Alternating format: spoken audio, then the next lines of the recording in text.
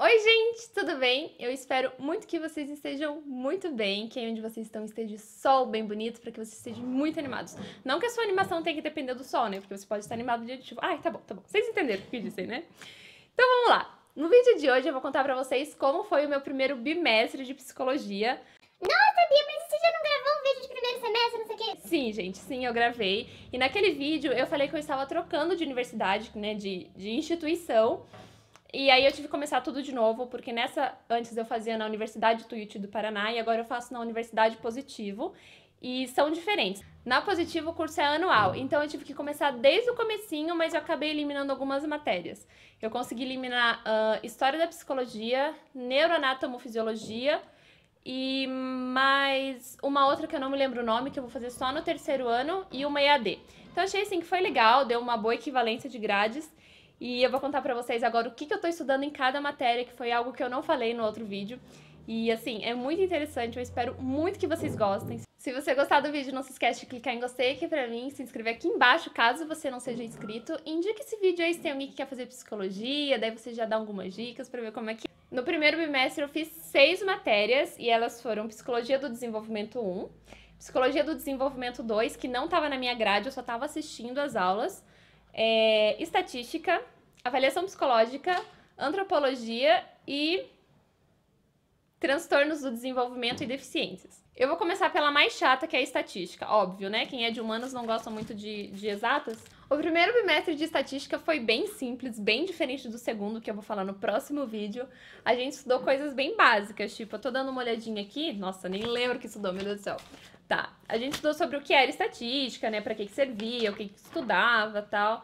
Aí falamos sobre população e amostra, como que coletava uma amostra, quais os cuidados, como que uma amostra tem que ser numa pesquisa, por exemplo. Eu quero fazer uma pesquisa com alunos de psicologia, qual a porcentagem de alunos que fazem terapia e quais que não fazem. Então, eu não preciso estudar todos os alunos de psicologia. Eu colho uma amostra e faço dessa amostra ela ser representativa da população, entende? A gente estuda mais ou menos isso. É uma coisa bem básica, bem facinho mesmo. Aí a gente estudou sobre média, mediana e moda, que é uma coisa que a gente vê até no ensino médio, bem básico, bem facinho. Sobre distribuição de frequência. Aí a gente monta aqueles gráficozinhos, assim, por exemplo, alunos entre 20 e 25 anos, qual a porcentagem que faz terapia? Alunos entre 25 e 30 anos, qual a porcentagem que faz terapia? A gente aprendeu sobre isso, como montar isso.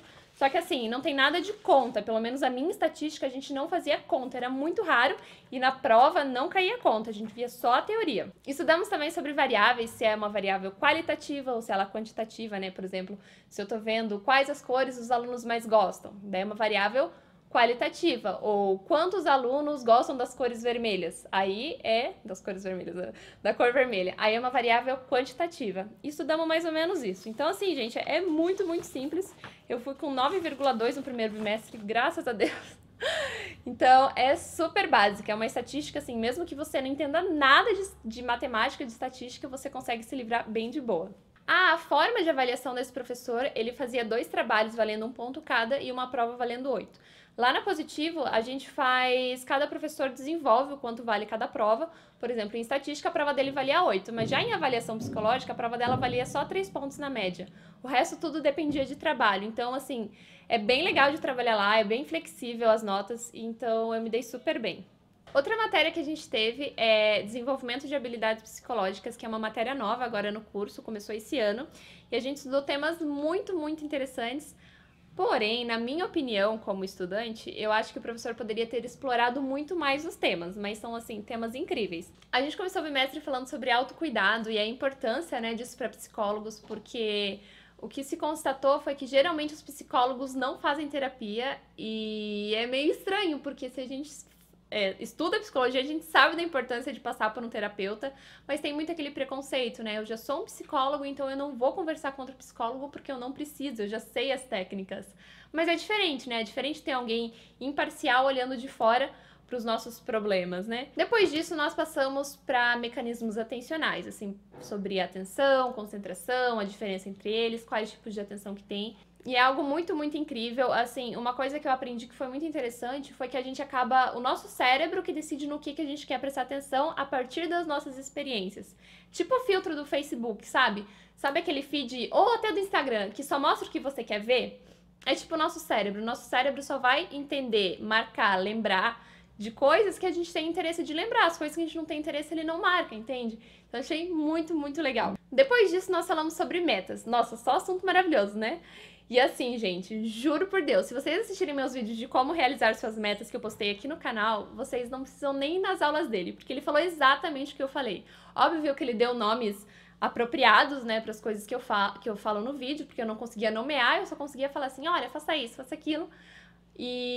Mas assim, foi exatamente o que eu falei pra vocês, como que devia fazer as metas, como que se devia proceder. A única coisa além daquilo que ele falou, que era muito importante, era sobre ter alguém pra te dar um feedback dessas suas metas. O que você tá cumprindo, o que precisa melhorar, o que foi bom que você fez. Então, acho muito legal, se você tem interesse nesse assunto, você assistir o meu vídeo que eu falei de como realizar as metas. O método de avaliação desse professor, ele cobrava 5 pontos na prova e 5 pontos no trabalho. A gente fez um trabalho incrível sobre metas, colocando as nossas metas. Gesticulando sobre o assunto. Articulando sobre o assunto e colocando quais são as nossas metas do ano. Foi um trabalho bem legal de se fazer. E a prova dele também eu achei que foi bem básica. Eu fui com 10 na matéria, então eu fiquei tipo, ai, glória a Deus. Outra matéria muito interessante que a gente teve foi transtornos do desenvolvimento e deficiências, que fala sobre... Deixa eu ver aqui que eu não me lembro. Esse professor, ele passa muita coisa pra ler. A gente teve bastante leitura nessa aula, nessa matéria. A gente estudou bastante sobre o que era normalidade e anormal, o que é normal e patológico, o que era ser normal. Será que uma pessoa que tem algum problema, ele é anormal porque tem esse problema? E coisas desse tipo, assim. É um assunto, assim, bem extenso pra eu explicar tudo pra vocês, porque eu vou precisar embasar muito o que eu tô falando. Mas, assim, só pra pensar, sabe? Por que a gente tá definindo aquilo ou isso como normal e aquilo ou isso como anormal? E por que uma pessoa que tem alguma doença, digamos, ela é considerada normal, sendo que é normal a gente ter doenças durante a vida? Só pensa nisso. E outra coisa que estudamos também nessa matéria foi sobre o DSM-5, que é tipo um manual de transtornos mentais que mostra, tipo, o que uma pessoa tem que ter para ela ser diagnosticada com tal transtorno mental, entende? Então foi, assim, uma vista bem de leve, porque eu acredito que a gente vai estudar muito sobre o DSM-5 nos próximos anos. Então, nesse ano a gente viu mais quais foram as mudanças, né, do DSM-4 pro DSM-5, o que mudou, o que atualizou, qual os novos critérios de diagnósticos. É uma matéria bem legal, mas eu acho que eu vou falar mais sobre isso, né, com mais propriedade pra vocês quando eu tiver realmente a matéria sobre o DSM-5. Transtornos foi isso. A prova dele foi muito difícil, muito difícil, muito difícil. E ele passou um trabalho valendo 4 pontos, que também foi muito difícil. Na verdade, 2 trabalhos, um valendo meio pontinho só e o outro valendo 3,5 pontos. Assim, ele passou um texto extremamente complexo e pediu pra gente falar sobre aquilo, falar sobre o texto e depois falar sobre aquilo. E assim, eu achei bem difícil de fazer, mas no fim deu tudo certo. Eu acho que eu fui com 8,8 na matéria dele, ou 8,4, alguma coisa assim. Mas a prova dele tava bem difícil. Gente, eu tô deixando as melhores pro final, tá? Por isso que essas matérias às vezes tem alguma coisinha ou outra que é meio chatinha, mas no final vai ter coisas maravilhosas. Antropologia e sociologia. Gente, essa matéria, eu tenho ela às 7h30 da manhã na segunda-feira. Então é tenso. É um pouco tenso, mas eu gosto, assim, eu gosto da matéria porque o professor, ele passa os slides da aula que ele vai dar. E tá muito completinho, não sei se vocês estão vendo aí por causa da iluminação, mas fica fácil de acompanhar a aula, sabe? Eu já sei o que eu devo esperar pra aula dele. Enfim, bom, nessa matéria a gente começou falando sobre uma tribo indígena, que é o Zenauê-Nauê, que é uma tribo, assim, bem peculiar, digamos. E aí, a partir disso, a gente começou falando sobre as culturas, as diferentes culturas, e como que cada uma tem a sua peculiaridade. E por mais estranha e maluca que ela possa ser, ela tem, sim, o seu valor, ela tem, assim, as suas razões. E pode ser, assim, que uma outra tribo, né, umas outras pessoas vejam a nossa cultura e falem assim, nossa, que coisa estranha, que coisa louca, mas no fim a nossa cultura é o que a gente tem como verdade, é o que a gente acredita, e assim como a gente quer que respeite a nossa cultura, nós queremos que nós temos que respeitar os dos outros. Outra coisa que a gente falou foi sobre determinismo biológico e geográfico, se pessoas que moram nas mesmas condições, nas mesmas regiões, têm as mesmas práticas, mas tudo isso envolvendo cultura. Assim, eu acho bem interessante, o que pega mesmo pra mim é ser na segunda-feira, 7h30, e dá muito sono. Mas o assunto é muito legal. Aí depois a gente falou sobre o trabalho de campo, como que é para um antropólogo, né? Porque o antropólogo, ele vai até uma cultura e ele estuda aquela cultura. Ele não modifica ela, ele não dá sua opinião sobre ela, ele só busca compreender e vivenciar aquilo. Então, fala assim, quais são as atitudes mais corretas a se ter quando vai fazer esse tipo de trabalho, como, por exemplo, estudar muito sobre a localidade que você vai. Digamos que eu vou lá na tribo Enauenê. E aí eu tenho que saber tudo sobre ela, né, antes de chegar lá. Eu tenho que ver se eu tenho condições, nos meus pré-conceitos, de atuar nesse espaço, né? Se eu não vou, tipo, ficar muito escandalizada, se eu vou conseguir captar tudo que tá acontecendo com naturalidade. E como que se registra essas coisas, como que a gente faz depois uma publicação desse tipo de material. Então é uma aula bem interessante mesmo, acho que foi muito legal. Ele passou um trabalho valendo 3 pontos e uma prova valendo 7. Eu acho que eu fui com 8 e pouco na matéria dele. A prova tava um pouco difícil, sim, mas nada também, meu Deus, muito difícil.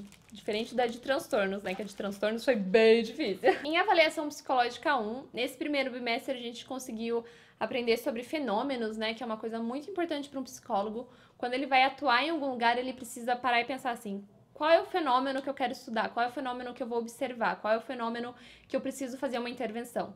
Então, assim, se eu tô numa empresa e eu preciso que as pessoas rendam mais do que elas estão rendendo. Então, eu vou chegar nessa empresa e esse é o meu fenômeno, esse vai ser minha característica. Eu vou olhar no geral e eu vou atrás desse ponto. Eu não vou pensar assim, será que os funcionários estão felizes com a empresa? Claro que isso é um dos conjuntos de variáveis que vai influenciar no rendimento dele, mas não é o meu fenômeno que eu estou procurando. Ou se eu estou numa sala de aula e eu quero ver por que os alunos de 5ª e 6ª série conversam muito. Então, esse é o meu fenômeno. Eu não vou não vou focar que o aluno está sofrendo bullying, entendeu? Então, a gente aprendeu a classificar o que é um fenômeno e como indicar que esse é o fenômeno, entendeu? Em uma situação, digamos, a gente vê uma situação e vê qual é o fenômeno, entendeu? Aí, esse fenômeno, ele é composto, assim, por conjuntos de variáveis, variáveis e grau de variável. Por exemplo, o conjunto de variável seria alunos de 5ª e 6ª série conversam muito. Aí, a variável seria com qual frequência eles conversam numa sala de aula ou durante a aula de tal professor. Aí o grau de variável seria conversam 2 e 3 vezes por aula. Um exemplo, né? Bem básico para vocês entenderem. Então a gente aprendeu a fazer isso, assim, é bem legal, é uma matéria bem trabalhosa, mas acho que o que a gente está aprendendo é bem válido. Deixa eu ver. Além disso, nós aprendemos sobre observação direta e indireta, quando você está observando diretamente um fenômeno, ou quando você está observando indiretamente, ou quando é por depoimento, ou quando é por documento. Então, gente, sério, é muito interessante essa matéria, só que ela é muito trabalhosa. A gente tinha trabalho para entregar toda semana, e além disso, a gente fazia um livro de redação, porque no segundo semestre nós vamos fazer um artigo científico. Então, para isso, a gente tem que ter um conhecimento com redação. Então, é uma matéria bem trabalhosa, são 7 pontos de trabalho e 3 pontos de prova. Eu deixei por último porque é a minha preferida agora. Psicologia do Desenvolvimento 1, que fala sobre o desenvolvimento psicomotor e emocional das crianças. Não só crianças, né? No geral, das pessoas. E aí, nesse primeiro bimestre, a gente falou desses bebezinhos entre... Bom, não 0, né? Mas desde a gravidez até os 2 anos de vida. E, gente... uma matéria muito maravilhosa. Eu amo demais, demais, demais, demais. A gente começou estudando sobre a história da infância, quando que a infância surgiu, se sempre teve infância, e a gente sabe que não, né? Hoje eu sei que não, e foi uma coisa assim que me chocou demais. A gente viu um documentário de crianças gravado em 2000 e alguma coisa já, ou tipo 1996, alguma coisa assim. De crianças que trabalhavam e, tipo, igual adulto, igual com carga horária, recebiam os seus mini salários, né? Porque era uma mixaria. E trabalhavam e não tinha infância, sabe? Daí a gente estudou sobre quando que surgiu essa ideia de infância, quando surgiu que a criança era uma idade privilegiada, que deveria ser cuidado e moldado para que ela se tornasse uma pessoa melhor, que é muito recente, né? Aí estudamos sobre a gravidez, sobre todas as etapas, a formação do feto, assim, só que essa parte foi bem por cima.